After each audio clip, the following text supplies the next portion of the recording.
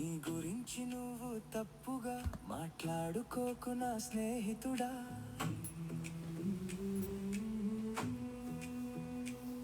నీ గురించి నువ్వు ఎప్పుడు వ్యతిరేకంగా మాట్లాడుకోకు. కనీసం సరదాకి కూడా అలా అనకు. ఎందుకంటే నీ శరీరానికి నీ హాస్యం అర్థం కాదు. దానికి తెలిసిందల్లా ఒకటే, కేవలం పునరావృత్తి. నువ్వు చెప్పిన మాటలు అర్థం చేసుకుని ఆచరించడం మాత్రమే.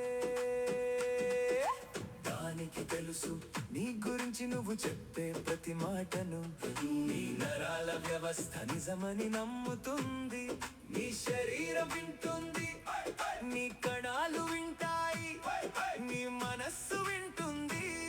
నేను తెలివి తక్కువ వాడిని, నేను బలహీనుడిని, నేను ఎప్పుడు ఓడిపోతాను, నాకు ఏ పని చేత కాదు అని నువ్వు నవ్వుతూ అన్నా కూడా నీ శరీరం నవ్వదు. ఆ మాటలను నిజం చేయడానికి అది సిద్ధమవుతుంది. దానికి నీ హాస్యం అర్థం కాదు. మాటలు కేవలం శబ్దాలు మాత్రమే కాదు. మాట మారితే మనుగడ మారుతుంది. మాట మారితే మనుగడ మారుతుంది. మాట మారితే మనుగడ మారుతుంది. నువ్వు నీ మాటలతో నిన్ను నువ్వు గాయపరుచుకోవడం ఆపేయాలి.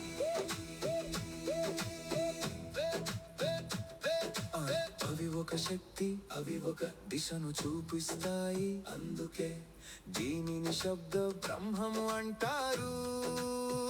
ఎందుకంటే ఆ మాటలు నీ శరీరం పైన, నీ శ్వాస పైన, నీ జీవితం పైన మంత్రాలాగా పని చేస్తాయి. చాలా మంది జీవితం ఎవరి వల్లనో శపించబడలేదు, తమతో తాము మాట్లాడుకునే విధానం వల్లే శపించబడింది. వారు తమ నోటితో అనుకున్న మాటల వల్లే అటువంటి ఫలితాలను పొందుతున్నారు.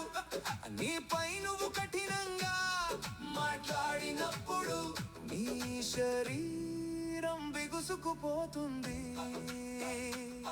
నీ శ్వాస భారం అవుతుంది. కానీ నువ్వు మృదువుగా మాట్లాడితే నీ శరీరం తేలిక పడుతుంది. నీ మనస్సు సురక్షితంగా ఉన్నట్లు భావిస్తుంది. నువ్వు నీతో అబద్ధాలు చెప్పుకోవాల్సిన పని లేదు. పెద్ద పెద్ద నినాదాలు చేయక్కర్లేదు. కేవలం నీ మాటలతో నిన్ను నువ్వు గాయపరుచుకోవడం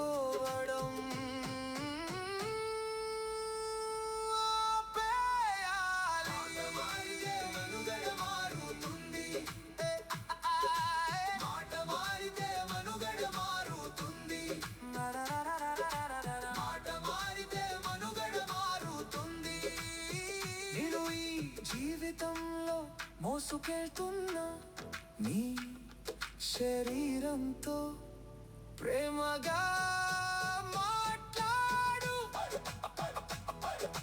కొత్తగా మాటలు నేర్చుకుంటున్న ఒక బిడ్డతో ఎలా మాట్లాడతావో అలా మాట్లాడు.